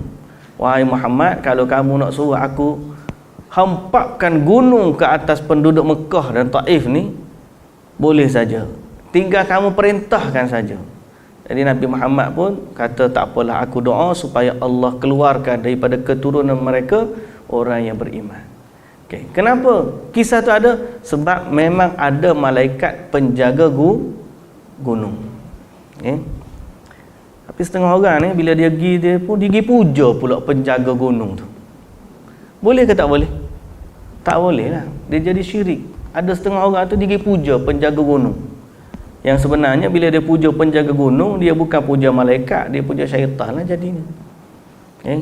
Tempat-tempat ni memang ada penjaga. Awan ada penjaga, gunung ada penjaga. Tapi kita sebagai orang beriman, kita beriman mereka adalah malaikat-malaikat Allah, yang mana bukan tujuan kita nak sembah mereka. Sebaliknya kita sembah pencipta dan tuan kepada mereka, itulah Allah. Kalau tiba-tiba dia minta dengan penjaga gunung lah, penjaga bukit lah, penjaga tu, penjaga ni, maka itu semua adalah syirik kepada Allah Subhanahu wa ta'ala. Meniup sangkakala, meniup serunai sangkakala, menulis amalan anak Adam, menjaga anak Adam. Apabila seorang itu telah ditakdirkan oleh Allah akan ditimpa bencana, mereka akan meninggalkannya, kemudian bala itu pun menimpa orang itu. Kemudian 9, senantiasa bersama manusia dan mendoakan manusia. Yang ke-10, menjaga benih dalam rahim. Termasuk juga malaikat ni Allah Ta'ala cipta, ada malaikat tugas dia, bila satu benih anak Adam duduk dalam rahim ibu, dalam hadis sebut 120 hari. 40 hari benih, 40 hari darah, 40 hari berubah seketul daging. Masa tu Allah hantar satu malaikat, tiupkan roh, kemudian Allah hantar malaikat duduk dalam tu jaga. Malaikat tu jaga, dan malaikat Allah Ta'ala perintahkan tulis 4 perkara dalam rahim. Tulis rezeki, tulis amalan, tulis ajal, dan tulis kesudahan dia di akhirat, syurga ataupun neraka. Ada malaikat Allah Ta'ala hantar waktu bayi dalam rahim ibu. Yang ke-11, mengambil nyawa manusia ketika ajalnya. 12, menyoal manusia di dalam kubur dan mengenakan balasan ke atas mereka. Yang ke-13, menyampaikan salam yang diucapkan oleh setiap umat kepada Nabi. Ada malaikat selain peronda tadi majlis ilmu, ada juga malaikat ni tugas dia menyampaikan salam kepada Nabi. Kita hari ni Allahumma salli ala Muhammad wa ala ali Muhammad. Malaikat ni ambil salam ni akan bagi tahu kepada Nabi, fulan bin fulan dia berselawat ke atas kamu dan bersalam ke atas kamu. Sebab tu kalau orang tu dia kata, "Ustaz, kita nak kirim salam ni." Jawapan dia, "Sebelum saya sampai ke Madinah, salam awak dah disampaikan oleh malaikat." Jadi kita memperbanyakkan selawat. Tak payah tunggu siapa dia nak pergi Madinah baru nak kirim salam. Selawat je kita ni. Ni nak tunggu orang siap kirim salam lagi. Ada orang tu bawa senarai depan makam tu siap Rasulullah, orang ni kirim salam, "Assalamualaikum ya Rasulullah." Orang ni pula kirim salam, "Assalamualaikum Rasulullah." Kena ada 50 orang, letih dia nak baca. Kalau orang bagi salam, kirim salam gitu, kita nak macam mana? Kita kata insya-Allah lah, tapi sampai dekat makam Rasulullah, kita pergi kat dia, kita bagi salam pada Nabi lah, "Assalamualaikum ya Rasulullah." Dan kita kata, "Aku sampaikan salam daripada mereka yang berkirim salam kepadamu." Cukuplah bagi kita, tak payah sebut nama satu-satu. Dan sebelum kita sampai itu pun ada dah malaikat yang menyampaikan salam tu pada Nabi sallallahu alaihi wasallam. Okey. Para malaikat mempunyai kerja dan tugas yang amat banyak. Antara apa yang disebutkan di atas hanyalah yang masyhur. Dalil dan ayat Quran berkaitan dengan apa yang kita sebut tadi ada, boleh baca. Okey. Keenam, hak-hak malaikat ke atas manusia. Pasal yang ke-6 ke surat 54. Okey.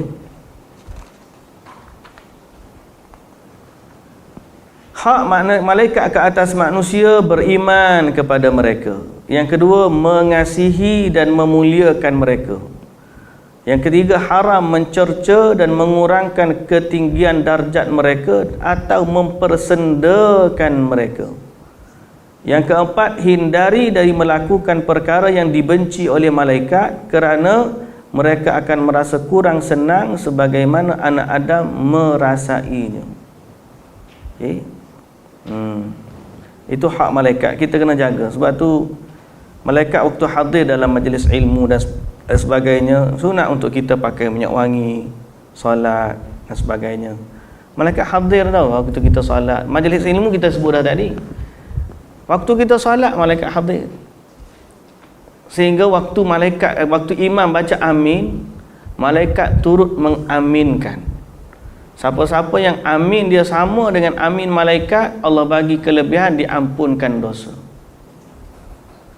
Bila dia kata sami Allahu liman hamidah, Rabbana walakal hamd, malaikat pun kata juga Rabbana walakal hamd. Siapa yang kata sama dengan malaikat, diampunkan dosa. Malaikat ni senantiasa duduk dia jaga manusia, menghadiri manusia. Jadi kita ni hak malaikat ke atas kita, kita beriman kepada mereka, maknanya beriman bahawa mereka ada.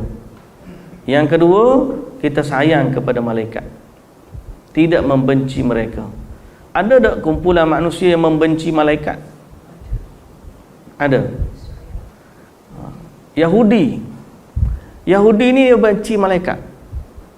Okey. Man kana aduwwan lillahi wa malaikatihi wa rusuli wa jibril wa mikal fa inna allaha aduwwul lil kafirin. Jibril antara malaikat yang dimusuhi oleh Yahudi. Tahu sebab apa? Tahu sebab apa? Ya, dia wahyu dia bagi kat Muhammad. Jibril marah. Dia nak suruh bagi kepada keturunan Bani Israel, tiba-tiba dapat kat keturunan Arab. Tapi herannya dia marah pada Jibril. Padahal yang pilih Nabi ni Allah. Jibril ni dia menurunkan wahyu sesuai dengan perintah Allah. Tapi Yahudi punyalah bening ni, dia pergi marah ke Jibril. Macamlah Jibril tu boleh turunkan wahyu sesuka hati. Tak? Baik. Jadi kita jangan benci malaikat. Kita sayang malaikat, kita beriman pada malaikat dan kita memuliakan para malaikat. Jadi muslimin dan muslimat yang dirahmati Allah Subhanahu wa taala, kesan atau natijah kita beriman dengan malaikat ni sebagaimana yang kita dah sebut sekejap tadi adalah bila kita tahu kehidupan kita ni bukan bersendirian. Okey. Waktu kita duduk bersendirian sekalipun ada malaikat kiri kanan kita. Ma yalfidhu min qawlin illa ladaihi raqibun atid. Dan kita sebut tadi hanya beberapa sahaja daripada tugas. Kerja malaikat ni banyak. Selain daripada mendoakan kita dengan istighfar, pernah dengar tak hadis malaikat mendoakan kita dengan apa yang kita doakan kepada saudara kita? Kita ni kadang-kadang kita ada tengok saudara kita, ya Allah, sahabat aku tu dia sakit, sembuhkanlah dia. Ya Allah, sahabat aku tu dia dalam keadaan susah, maka kurniakanlah kesenangan kepada dia. Ya Allah, sahabat aku tu dalam masalah, lapangkanlah kehidupan dia, rungkaikanlah masalah dia. Kawan kita tu tak tahu pun kita doa tu. Tidak ada seorang Muslim yang mendoakan saudara dia secara ghaib, melainkan malaikat akan doakan sepertinya. Maknanya malaikat doa, ya Allah, kurniakanlah kepada dia apa yang dia minta untuk saudaranya. Walaka mithlu dzalik. Jadi antara tips kita nak dapat doa malaikat, kita kena banyak doakan saudara kita. Kita nak sembuh ni, kita dah fikir, siapa aku nak doa hari ni? Ya Allah, kurniakanlah kepada fulan bin fulan, saudara aku, sahabat aku begini. Malaikat pun dah kata kat kita, ya Allah, kurniakanlah dia juga. Doa ni doa kita berdapat. Mana mustajab, doa kita ke doa malaikat? Doa malaikat lebih dekat dengan Allah. Jadi itu antara tugas malaikat, sifat malaikat. So bila kita beriman dengan malaikat, semoga Allah Subhanahu wa taala menjadikan kita lebih insaf, takut kepada Allah dengan satu pengawasan Allah Subhanahu wa taala. Yang kedua, lebih takut kepada Allah bila kita tahu malaikat ni agung dan Allah lebih agung daripada malaikat. Dan kita rasa bahawa hidup kita ni tidak bersendirian. Tuhan yang kita sembah bukan sekadar Tuhan yang biasa, dia adalah Tuhannya sekalian alam. Dan kita juga tahu wahyu yang sampai kepada kita, jalan dia sampai bukan Nabi saja-saja reka Quran, sebaliknya Nabi terima wahyu daripada Allah melalui malaikat Jibril. Dan kita juga berdoa kepada Allah agar Allah Ta'ala rahmati kita bersama turunnya malaikat ke bumi, Allah rahmati kita. Dan satu lagi perkara yang kita kena panggil jaga, jangan sampai mensyirikkan Allah dengan malaikat. Ada yang orang kata malaikat ni anak Tuhan. Tak boleh. Orang Quraisy, orang kafir, dia kata malaikat ni anak perempuan Allah. Ada orang yang menyembah malaikat secara direct, macam kita kata dewa perian, dia dewa tu. Kadang-kadang yang mereka anggap sebagai dewa tu adalah angels, bahasa mereka, angel sekian. Lalu dia minta dengan malaikat-malaikat sebagai kiblat ataupun sebagai tempat mereka berdoa. Kita katakan malaikat tidak memiliki manfaat atau mudarat untuk kita. Sebaliknya yang tempat kita berdoa dan memohon hajat kita hanyalah Allah Subhanahu wa taala. Tempatnya kita berdoa, bahkan tempat juga malaikat alaihimussalam berdoa dan memuji Allah Subhanahu wa taala. Mereka adalah makhluk Allah, mereka bukan tandingan bagi Allah. Wallahu taala alam. Itu yang dapat kita sampaikan. Natijah daripada beriman tu lebih kurang yang kita dah sebut tadi. Okey. Cukup setakat tu dulu lah. Okey, ada soalan kan nak tanya? Ya. Saya ada dua soalan. Pertamanya, Jibril datang ke Nabi Ibrahim untuk memberi berita tentang kelahiran Nabi Ismail dan Nabi Ishak. Okey. Adakah Jibril datang juga kepada Nabi Zakaria untuk kelahiran Nabi Yahya? Itu soalan saya pertama. Soalan saya kedua ialah malaikat yang datang menghembuskan roh kepada janin pada hari ke-120 dalam rahim, malaikat itu ada nama tak? Okey. Terima kasih yang bertanya.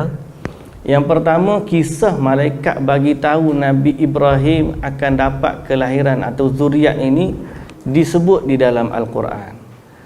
Dan kisah Nabi Zakaria pula, Nabi Yahya juga disebut dalam Quran. Ya Zakaria inna nubashiruka bi ghulamin ismuhu Yahya lam naj'al lahu min qablu samiyya. Juga ada dalam surah Maryam.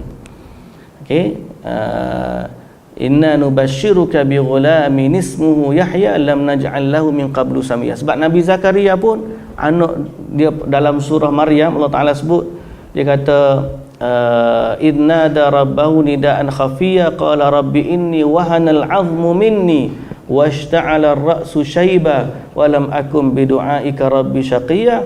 Allah Taala sebut Nabi Zakaria ni dia tak putus-putus minta dengan Allah dia nak dapat zuriat. Dia mengadu kepada Allah, dia kata apa?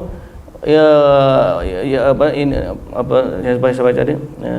Washta'ala wahanal 'azmu minni washta'ala, tulang aku ni dah mula reput, rambut aku dah mula beruban, dan aku tak ada zuriat. Lalu dia minta supaya janganlah matikan dia melainkan dia ada zuriat. Lepas dia minta dengan Allah, dalam keadaan dia tua pun lagu tu, akhir sekali Allah Taala kata inna nubashiruka bi ghulamin ismuhu Yahya. Kami gembirakan kamu dengan anak yang bernama Yahya. Okey, disebut dalam surah Ali Imran cerita yang sama, hunalika da'a Zakaria rabbah qala rabbi habli min ladunka dhurriyatan tayyibah innaka sami'ud du'a fanadatul malaikatu wa huwa qa'imun yusalli fil mihrab. Lalu dia doa kepada Allah. Menariknya cerita Nabi Zakaria ni, bagi yang bertanya, Allah Taala sebut apa lafaz doa dia untuk siapa-siapa yang kalau dia tak ada zuriat, dia boleh guna lafaz doa Nabi Zakaria tu. Apa lafaz doa tu? Hunalika da'a Zakaria rabbah. Di situlah Nabi Zakaria berdoa kepada Tuhannya, qala rabbi habli min ladunka dzurriyyatan tayyibah. Ya Allah, kurniakanlah kepadaku zuriat yang baik. Rabbi habli min ladunka dzurriyyatan tayyibah. Rabbi habli min ladunka dzurriyyatan tayyibah innaka sami'ud du'a. Ini doa Nabi Zakaria. Lepas dia doa lagu tu, fanadatul malaikatu wa huwa qa'imun yusalli. Tiba-tiba ada malaikat datang memberitahu kepada dia, fanadatul malaikatu wa huwa qa'imun yusalli fil mihrab annallaha yubashshiruka bi Yahya. Allah dah gembirakan kamu dengan Nabi Yahya. By the way, nama malaikat yang tu bukan Jibril lah. Ada malaikat lain yang bagi tahu, sebab yang datang kepada Nabi Ibrahim pun beberapa malaikat yang datang kepada dia untuk bagi tahu bahawa mereka adalah malaikat yang datang nak mengazab kaum Nabi Lut alaihi salam. Dalam surah tu pun Allah Taala sebut malaikat, tidak disebut sebagai Jibril alaihi salam. Wallahu taala alam. Yang kedua tadi nama apa? Nama malaikat yang menghembus roh kepada janin. Nama malaikat yang menghembus roh kepada janin juga tidak disebut namanya. Dalam hadis Nabi SAW sebut yujma'ul khalqu fi batni ummihi arba'ina yawman nutfah thumma yakunu 'alaqatan mithla dhalik thumma yakunu mudghatan mithla dhalik fayursalu ilaihi al-malaku wa yu'maru bi katbi arba'i kalimat ila akhiril hadis.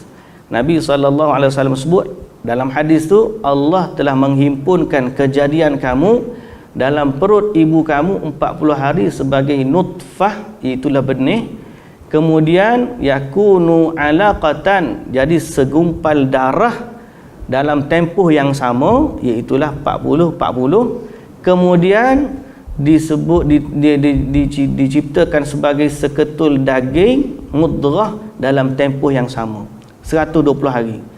Ada juga kajian yang mengatakan 40 hari sebenarnya 40 hari yang bertindih, iaitu setelah 40 hari malaikat tu akan datang kepada dia.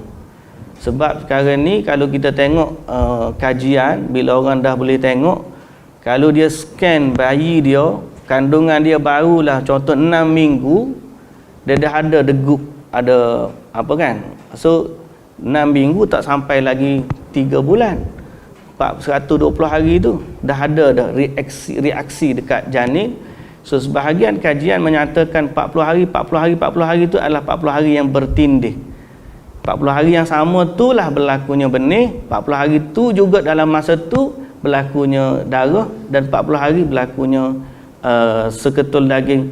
Dan Allah hantar malaikat tu pada umurnya bayi atau janin 40 hari. Dalam hadis tu Nabi sebut Allah hantar malaikat, tapi Nabi tak sebut nama. Jadi kita pun kekal seperti mana yang Nabi bagi tahu, kita sebut sebagai malaikat dan kita tak tahu nama. Wallahu ta'ala alam. Ada lagi? Ya. Ustaz, yang ni tentang soal solat. Kita lagi bersyukur nak baca ayat. Baca-baca habis berhenti, tak tahu nak sambung. Macam mana nak selesai? Okey, yang ni luar daripada topik kita, tapi bagus juga yang bertanya untuk kita kongsi. Kadang-kadang bila kita solat, kita sampai satu tahap kita blank. Biasanya imam pun berlaku lagu tu, atau kita waktu kita bersendirian pun kita waktu macam tu. Kita blank ni kalau kita jadi imam, pertama kita boleh rokok terus sekat tu yang kita mampu baca, kita rokok. Okey. Ataupun kalau kita nak tunggu orang tegur, kita tunggu sekejap, tak ada orang tegur pun kita rokok. Atau boleh juga untuk kita pindah kepada ayat yang lain. Kita pindah kepada ayat yang lain berdasarkan firman Allah, faqra'u ma tayassara minal Quran.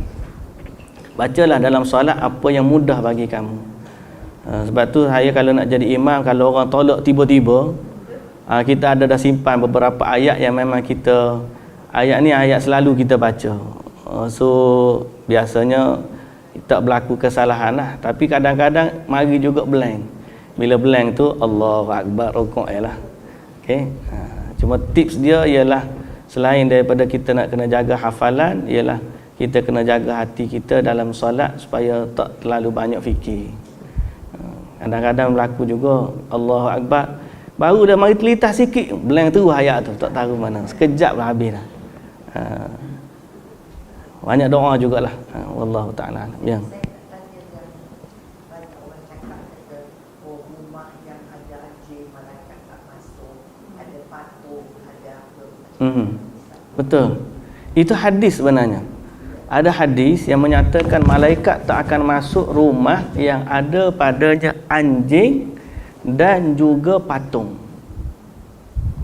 Sehingga Nabi SAW dalam satu hadis, dekat rumah Nabi ni ada kain tabir sitar. Lepas tu kebetulan dekat sitar tu ada lukisan binatang. Tu bila Nabi SAW tengok, Nabi turunkan kain tersebut dan Nabi potong-potong, Nabi buat apa, lapik kaki. Jadi tidak memuliakan gambar tersebut kerana dibimbangi bila Nabi kata malaikat tak masuk rumah yang ada anjing dan ada juga patung.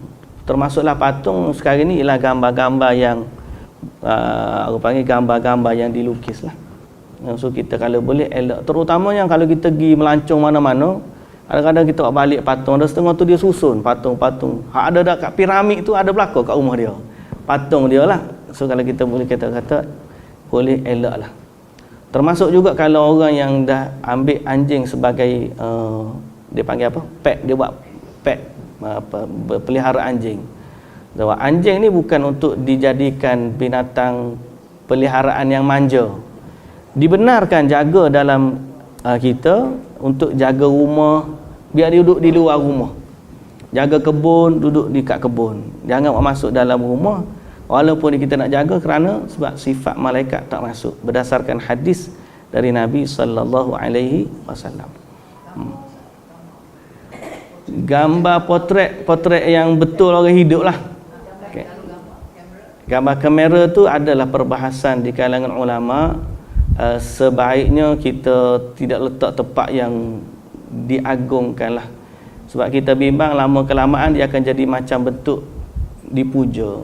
Sekarang ni orang letak gambar tu wali-wali dia tu. Ni gambar wali kalau gambar syekh, gambar berapa. Ada setengah tu pering gambar sebesar-besar, penuh dinding. Gambar tok guru dia letak. So bentuk macam tu pun dia panggil dikhawatiri termasuk dalam gambar yang malaikat tak masuk. Yang ada pun gambar family kita tu Allahu taala alam lah. Ya. Kepala saja tak apa dia ada.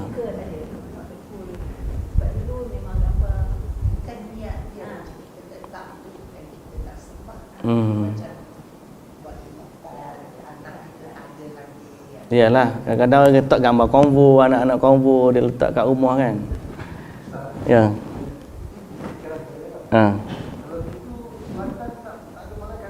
Kenapa? bukan negeri tu, rumah tu, rumah malaikat ni memang dia tak pergilah tempat-tempat ibadat macam tu, tapi rumah yang orang beriman dia masuklah. Jangan kata kalau Kelantan tak masuk sian, orang Kelantan malaikat tak mari kat dia. Kalau kita pun sama juga, tapi pusam ada besar tu dekat batu ke tak mari jugalah kat kita. Dan sekarang ni kita cerita pasal hadis Nabi SAW sebut tentang orang yang rumah orang yang beriman.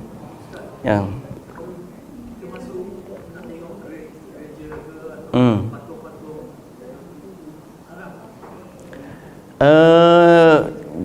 Boleh masuk nak tengok lah. Boleh masuk nak tengok. Nak tengok saja, masuk tengok lah. Boleh. Cuma kita sebagai orang beriman, saya ada satu pengalaman. Bila kita masuk, kita rasa memang kita rasa tak tenang. Kita akan rasa tak tenang. Kita rasa debar. Saya pernah pergi kat rumah saya dekat kat Sleeping Buddha tu kat Kelantan tu. Dekat lebih kurang dalam 20 minit je kat rumah saya. Saya pergi hari tu. Seorang syekh ni, seorang Arab, dia datang kat Kelantan. Kita ni biasa tempat kita sendiri, kita tak tahu nak bawa pergi ke mana. Kalau tempat orang kita pergi jalan, tempat kita tak pergi jalan. Mana muzium negeri Kelantan pun saya tak pergi. Tapi kalau muzium negara kita pergi pula. Bila pergi tu, syekh ni pergi, saya tahu nak bawa mana kat syekh ni. Kebetulan saya pun kata, syekh ada tempat biasalah, tempat pelancong tempat aku ni, orang pergi kat ni tengok Sleeping Buddha. Dia kata, mari kita nak pergi. Masuk 5 minit masuk. Terus rasa ni berdebar-debar. Lepas tu kita syekh kata, cepat kita keluar. Jadi isunya tak ada masalah kalau kita, bukan tak ada masalah. Kita tidak disyariatkan untuk menjadikan tempat-tempat macam tu sebagai tempat ziarah kita. Tapi kalau kita nak tengok dia just sebagai tengok, pergi, lepas tu kita lah. Kita bimbang kata duduk lama-lama termasuk dari tempat orang yang dimurkai oleh Allah Subhanahu wa taala. Tempat-tempat macam tu dimurkai, sangat-sangat dimurkai oleh Allah Subhanahu wa taala. Kalau tak ada keperluan, baik tak payah masuklah. Baik, ada lagi soalan? Tak ada dah. Kalau tak ada, kita tangguh dululah pertemuan kita. Alhamdulillah, semoga Allah Ta'ala sebagaimana saya sebut tadi bagi kefahaman kepada kita berkaitan dengan agama, dan semoga Allah Subhanahu Wa Ta'ala menjadikan kita orang-orang yang beriman, dirahmati dan didoakan oleh malaikat, dan semoga malaikat juga senantiasa datang kepada kita dalam majlis kita, dalam rumah kita, dan mendampingi kita dan menjaga kita sebagaimana yang diperintahkan oleh Allah Subhanahu Wa Ta'ala. Dan mudah-mudahan Allah Ta'ala juga merahmati kita waktu kita hidup dan waktu kita meninggal. Dan Allah Subhanahu Wa Ta'ala memasukkan kita di kalangan hamba-Nya yang beriman dan mendapat syurga di akhirat nanti insya-Allah. Wallahu ta'ala alam. Subhanakallahumma wa bihamdika asyhadu an la ilaha illa anta astaghfiruka wa atubu ilaik. Aqulu qawli hadha wa astaghfirullahal azim li wa lakum. Wassalamualaikum warahmatullahi wabarakatuh. Kita nak doa untuk Palestin, boleh? Saya juga nak ingatkan kita semua agar kalau boleh baca kunut nazilah dalam solat kita baca, sebab mufti wilayah pun dah bagi arahan, dekat Johor pun bagi arahan, dan untuk kita doakan mereka. Boleh insya-Allah. A'udzubillahi minasyaitonirrajim. Bismillahirrahmanirrahim. Alhamdulillahirabbil alamin wassalatu wassalamu ala asyrafil anbiya'i wal mursalin nabiyina Muhammadin wa ala alihi wa sahbihi ajma'in.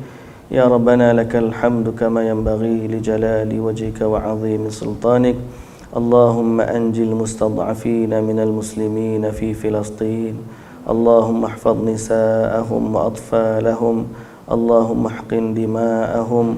Allahumma kullahum 'aunan wa nasira. Ya Allah, ya Tuhan kami, lindungilah saudara-saudara kami di Palestin. Ya Allah, lindungilah mereka dan jagalah darah-darah mereka dari tertumpah. Ya Allah, lindungilah orang-orang tua, kaum wanita dan kanak-kanak di kalangan mereka. Ya Allah, siapa saja dari kalangan mereka yang terkorban dan terbunuh disebabkan peluru-peluru musuh, ya Allah, terimalah mereka sebagai para syuhada. Rahmatilah mereka, tempatkanlah mereka pada kedudukan yang mulia di sisi-Mu, ya Arhamar Rahimin. Ya Allah, jadilah penolong kepada mereka yang masih tinggal di sana. Lindungi mereka, selamatkanlah mereka dan hancurkanlah musuh-musuh mereka. Ya Allah, anak-anak yang kerdil, orang tua yang uzur, lindungilah mereka, ya Allah. Selamatkanlah mereka, berkurniakanlah kepada mereka perlindungan, pakaian, makanan, minuman, tempat tinggal, dan berikanlah keamanan dan ketenangan dalam hati mereka. Tetapkanlah iman mereka dan tetapkanlah iman kami juga, ya Allah, seteguh iman mereka. Ya Allah, ya Tuhan kami, hancurkanlah musuh-musuh kami, para Yahudi laknatullah. Hancurkanlah musuh-musuh Islam seluruhnya dan hancurkanlah pakatan-pakatan mereka. Siapa saja yang menginginkan kemudaratan kepada Islam dan umatnya, hancurkanlah mereka, ya Allah. Jadikanlah perancangan mereka sebagai kebinasaan bagi mereka. Ya Allah, ya Tuhan kami, Engkaulah tempat kami bermohon. Saudara-saudara kami diuji dengan hujanan peluru. Lindungilah mereka dan lindungilah kami yang dihujani dengan ujian-ujian kehidupan yang lain, ya Allah, agar kami tetap teguh dalam keimanan. Jagalah iman kami, iman zuriat keturunan kami, iman sahabat handai kami, dan himpunkanlah kami bersama para syuhada, para salihin, para siddiqin dan juga para nabiyyin, sebagaimana Engkau nikmatkan kepada mereka, ya Allah. Rabbana hab lana min azwajina wa dhurriyyatina qurrata a'yun waj'alna lil muttaqina imama. Wa sallallahu ala nabiyyina Muhammadin wa ala alihi wa sahbihi wa sallam. Walhamdulillahi rabbil alamin.